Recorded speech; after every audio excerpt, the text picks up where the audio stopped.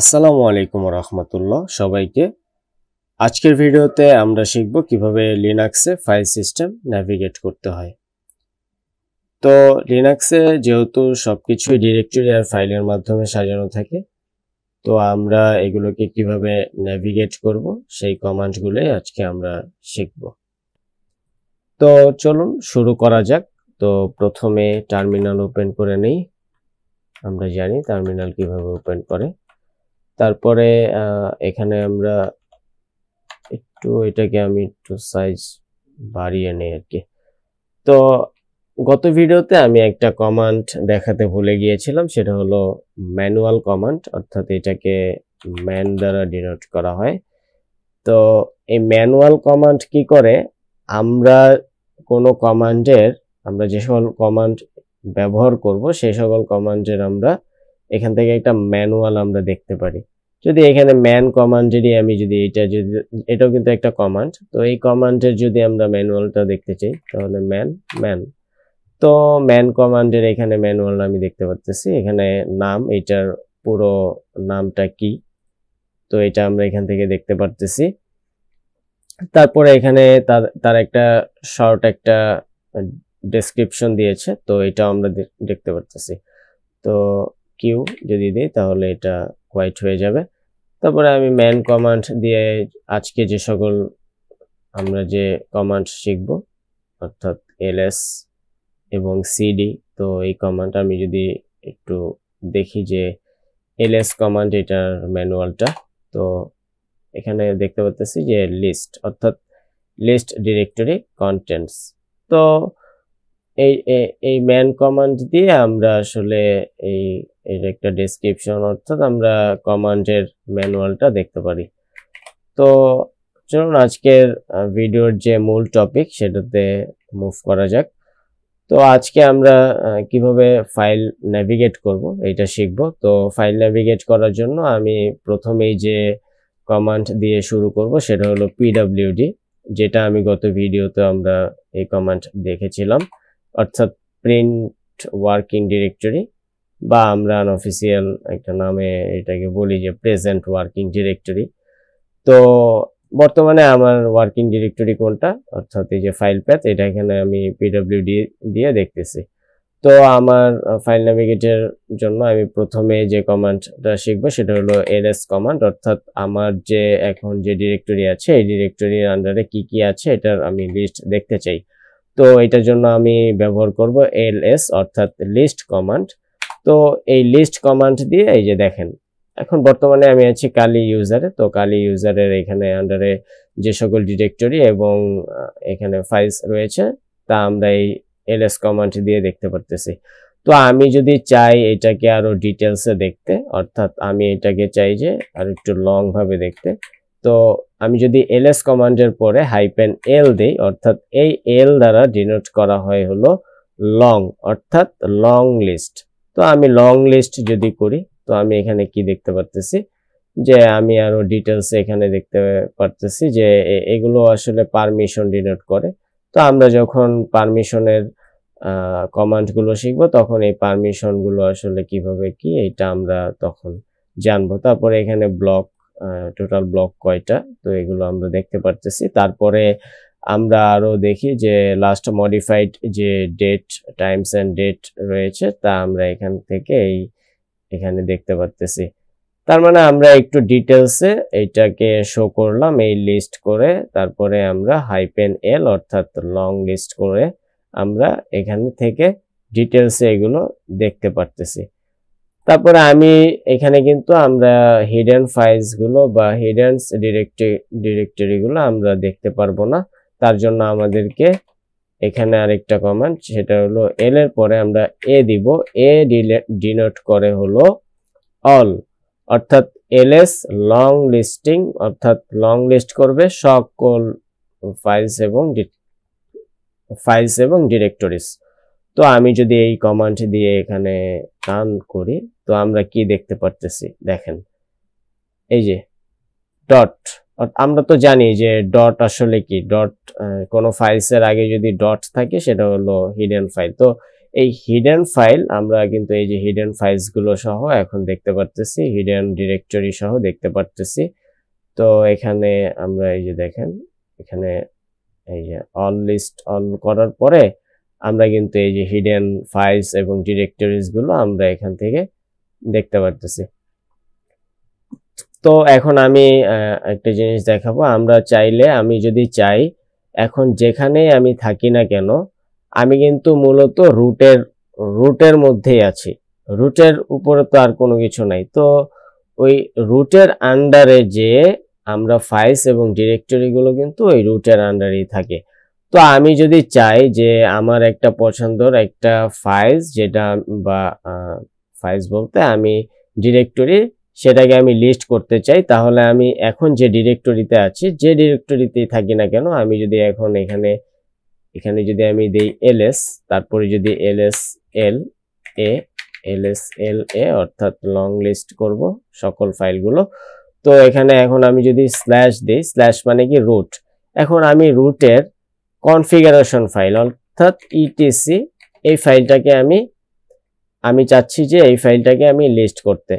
আমি কিন্তু আছি হোমে, কিন্তু আমি চাই এখানে থেকে আমি যে কোনো কিছু এখান থেকে নেভিগেট করব। তো এখানে আমি দিলাম ls দিয়ে তারপরে la দেওয়ার পরে আমি কিন্তু এখন কনফিগারেশন ফাইলস এর যে হিডেন ফাইলস এবং হিডেন ডিরেক্টরি গুলো আমরা এখান থেকে দেখতে পারতেছি, অনেক বড় একটা লিস্ট etc কনফিগারেশনের। তো এভাবে করে আমি এখান থেকে নেভিগেট করতে পারি। ধরেন আমি এটাকে একটু ক্লিয়ার করে দিই, তারপরে আমি যদি দেই lsla তারপরে রুটের আন্ডারে আমি এখন রুটকেই আমি পুরো রুট যেটা আছে এটাকে আমি লিস্ট করলাম। দেখেন তো আমরা রুটে তো জানি বাইনারি থাকে বুট ডিভি তারপরে কনফিগারেশন হোম, তো এগুলো কিন্তু রুটের আন্ডারে আমরা এগুলো দেখতে পারতেছি এবং হিডেন কোনো কিছু থাকলেও এখানে আমরা দেখতে পারবো। আর টোটাল ব্লক এখানে নাম্বার দেয়া আছে, এটার ইভেন এটা কোথায়, এটা ইউজারটা কি, এটা রুট ইউজার, তো এই জন্য এই যে রুট দেখাচ্ছে। তারপরে এই যে ডেট টাইম যেগুলো দেখতে পারতেছি এগুলো হলো লাস্ট মডিফাই কবে হয়েছে এইগুলোর টাইমস আমরা এখান থেকে দেখতে পারতেছি। তো এই ছিল ls এর ব্যবহার। তো আমরা পরবর্তী যে কমান্ড যেটা দেখব সেটা হলো cd অর্থাৎ চেঞ্জ ডিরেক্টরি। তো বর্তমানে আমি কোথায় আছি এটা যদি দেখি প্রিন্ট ওয়ার্কিং ডিরেক্টরি, এটা দেওয়ার পরে আমি দেখতে পারবো যে আমার ওয়ার্কিং ডিরেক্টরিটা এইটা। তো আমি চাই যে এখন এই ডিরেক্টরি থেকে আমি অন্য কোনো ডিরেক্টরিতে চেঞ্জ করতে, তো আমি cd এইটা দিয়ে যদি এখন আমি তো আগে শিখেছিলাম ls, তো ls আমি দেই এখানে, আমি চাই এখান থেকে মিউজিক এইটাতে যেতে। তো আমি cd দিয়ে মিউজিক এইটা যদি আমি দেই তার মানে আমি এখন আছি কোথায়, এখন আমি যদি pwd প্রিন্ট ওয়ার্কিং ডিরেক্টরি এইটা যদি আমি দেই তার মানে আমি এখন মিউজিক ডিরেক্টরির মধ্যে আছি। তো আমরা এভাবে করে চেঞ্জ করতে পারবো এবং মিউজিককে আমরা চাই লিস্ট করতে, যেহেতু এটার মধ্যে কোনো কিছু নাই যার কারণে কোনো কিছু শো করতেছে না। তো আমি যদি আরো দেখি যদি এটার মধ্যে হিডেন কিছু থাকে আর কি, দেখেন হিডেন এগুলো শো করতেছে। তো এটা ক্লিয়ার করে দিই, তারপরে আমি চাই যে এখন এটা থেকে আমি চাই আবার আগের জায়গায় ফিরে যেতে। তো এটার জন্য আমি আরেকটা এখানে আমি একটু শর্টে এই কমান্ডটা এখানে একটু এই মুহূর্তে আমি যেটা দেখাই সেটা হলো আমি যদি cd দিয়ে হাইপেন দেই তাহলে আমি লাস্ট যে ডিরেক্টরিতে ছিলাম সেটাতে আমি মুভ করব। লাস্ট কোথায় ছিলাম এই যে এখানে শো করতেছে, লাস্ট আমি এখানে ছিলাম, আমি এখানে চলে আসছি। এখন আমি যদি cd দিয়ে আবার এটা দেই তার মানে আমি লাস্ট যেটাতে ছিলাম এইটাতে, অর্থাৎ আমি লাস্টে ছিলাম এইটাতে আর এর আগে ছিলাম এইটাতে, তার মানে আমি যখন cd হাইপেন দিব তখন আমার এই হোম এই প্যাথে চলে আসছে। আবার আমি চাচ্ছি যে এখন আমি লাস্ট এটাতে ছিলাম এটাতে চলে যাই, তাইলে আমি আবার এই cd হাইপেন দিলে আমি আবার লাস্ট যেখানে ছিলাম এখানে চলে যাব। তার মানে আমার লাস্ট যে ডিরেক্টরিটা থাকবে সেটাতে আমি এই cd হাইপেন এটার মাধ্যমে আমি সেখানে মুভ করতে পারি। তো আমি এখন চাচ্ছি যে হোমে চলে যেতে। তো সিডি দিয়ে আমি শুধু সিডি কমান্ড এটা যদি ইউজ করি তাহলে আমার একদম মানে সর্বশেষ যে ডিরেক্টরিটা যে আমরা যেখানে শুরু করেছি সেইটাতে আমরা চলে যাব আর কি, অর্থাৎ সেই ইউজারের যে ডিরেক্টরিটা কালি ডিরেক্টরি সেটাতে আমরা এখন চলে আসছি। তো আমি এখন এটাকে একটু লিস্ট করে আমি একটা টেস্ট নামে ফোল্ডার এটার মধ্যে আমি মুভ করব। তো আমি মুভ করার জন্য সিডি তারপরে টেস্ট এটা দিলাম। এখন আমি টেস্টের মধ্যে আছি। তো আমি চাই যে এটাকে আবার লিস্ট করে দেখার জন্য যে ভিতরে কিছু আছে কিনা। তো টেস্ট 2 নামে একটা ডিরেক্টরি আমি এখানে দেখতে পাচ্ছি। তো সিডি টেস্ট 2 এটা যদি আমি দিই, ট্যাব দিলে আমি যদি এখানে দেখেন যে টি লেখার সাথে সাথে যেহেতু টি দিয়ে আর কোনো কিছু নাই, তাই এখানে আমি শুধু ট্যাব দিলেই যে আপনার আর কোনো দেখাচ্ছে না, তো যার কারণে নাই। তো ট্যাব দেওয়ার সাথে সাথে এখানে কিন্তু অটো কমপ্লিট হয়ে গিয়েছে। তো আমি এখন এইটাতে চলে গেলাম। তার মানে আমি এখন আছি কোথায়, টেস্ট 2। তো আমি আরেকটু বোঝার সুবিধার্থে আমি একটা কাজ করি, একটা ডিরেক্টরি ক্রিয়েট করে নিই। তো এই কমান্ড আপনারা এখন না জানলেও হবে, আমরা পরবর্তীতে এগুলো শিখব। তো এখন আমি একটা ডিরেক্টরি যদি একটু লিস্ট করি, তার মানে আমার এখানে আরেকটা টেস্ট 3 নামে একটা ডিরেক্টরি চলে আসছে। তো এখানে আমি এখন সিডি দিয়ে টেস্ট 3 এটাতে আমি চলে গেলাম। তার মানে এখন আমি যদি এটা একটু ক্লিয়ার করে এখন পিডব্লিউডি প্রিন্ট ওয়ার্কিং ডিরেক্টরিটা আমি দেখি, তার মানে আমি এখন কালি ইউজারের আন্ডারে টেস্ট 3 তে আছি এখন। তো আমি চাচ্ছি যে টেস্ট 3 থেকে টেস্ট 2 তে আমি যাব। তাহলে আমি কিভাবে যাব? তো সিডি এটা দিয়ে ডট দিব, ডট। তো এই ডট, এই যে সিডি ডট, এই ডটের মিনিং হলো আমার বর্তমানে আমি যে ডিরেক্টরিতে আছি এইটার জন্য হলো এই ডটটা, মানে বর্তমানে আমি এই ডিরেক্টরিতে আছি এটার জন্য এই ডট। আমি চাই এক স্টেপ পিছনের ডিরেক্টরিতে যেতে, তাহলে এক স্টেপ পিছনের ডিরেক্টরিতে যদি আমি যেতে চাই তাহলে আমি আরেকটা ডট আমি যদি দেই, তার মানে এইটা হলো আমার কারেন্ট ডিরেক্টরিটা, এটার জন্য আমার এই ডটটা, আর এক স্টেপ পিছনের ডিরেক্টরির জন্য এই পরের ডটটা। তার মানে আমি এখন যদি সিডি দুইটা ডট দেই, তার মানে দেখেন এখন কোথায় চলে আসছে, টেস্ট 2। তো টেস্ট 3 তে ছিলাম, টেস্ট 2 তে চলে আসছি। এখন আমি চাই আরেক স্টেপ পিছনে যেতে, তাহলে আমরা আবার ওই সেম ভাবে সিডি ডট ডট এটা যদি দিই, তার মানে দেখেন এখন আসছি কোথায়, টেস্টে চলে আসছে। তার মানে টেস্ট 3 থেকে সিডি ডট ডট দিয়ে আমি টেস্ট 2 তে আসছি, আবার সিডি ডট ডট এটা দিয়ে টেস্টে চলে আসছি। তার মানে আমার এই 3 ছিলাম, 2 তে ছিলাম, 2 থেকে টেস্টে আসছি। তো এক স্টেপ করে আমি পিছনে গেছি।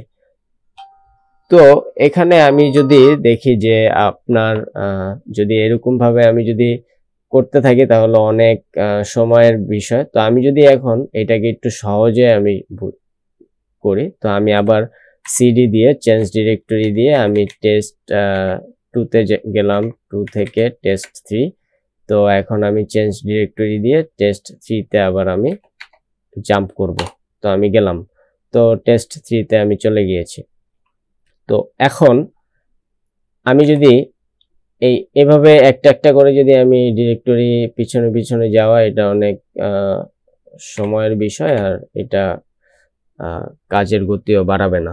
তো আমি এখানে ডট ডট যদি আমি দেওয়ার পরে আমি একটা স্ল্যাশ, অর্থাৎ এটা দিয়ে আমি ডিনোট করলাম যে আমার এই এক স্টেপ পিছনে একটা ডিরেক্টরি চলে গিয়েছে, অর্থাৎ এই যে স্ল্যাশটা।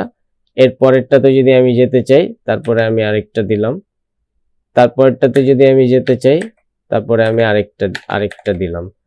তার মানে এখন আমি কোথায় যাব? তো টেস্ট 3 থেকে 2 তে চলে গেলাম, 2 থেকে আবার কোথায় গেলাম, টেস্টে চলে গেলাম। তো এতটুকু পর্যন্ত আমি টেস্টের মধ্যে আমি মুভ করেছি। তারপরে আবার যে ডট ডটটা দিয়েছি তার মানে আমি আরো এক স্টেপ পিছনে চলে গিয়েছি। তো আরো এক স্টেপ যদি পিছনে চলে যাই, তার মানে আমি কোথায় যাব? এখানে, এটা মানে হোম। তো এখন আমি যদি যাই, তো এই ছিল আসলে সিডি কমান্ডের ব্যবহার। মূলত আমরা সিডি কমান্ড দিয়ে একটা ডিরেক্টরি থেকে আরেকটা ডিরেক্টরিতে চেঞ্জ হতে পারি। তো আমি যদি আবার একটু রিক্যাপ করি, অর্থাৎ আমি এখন আছি কোথায়, যে ডেস্কটপে। তো আমি যদি সিডি দেই, সিডি দেওয়ার পরে আমার যে কোনো একটা ডিরেক্টরির নাম আমি যদি এখানে সিলেক্ট করে দেই এবং ট্যাব যদি আমি দিই, তো ট্যাব দিলে আমি আর এটা অটো কমপ্লিট হয়ে গিয়েছে। এখন আমি এই ডিরেক্টরিতে মুভ করব।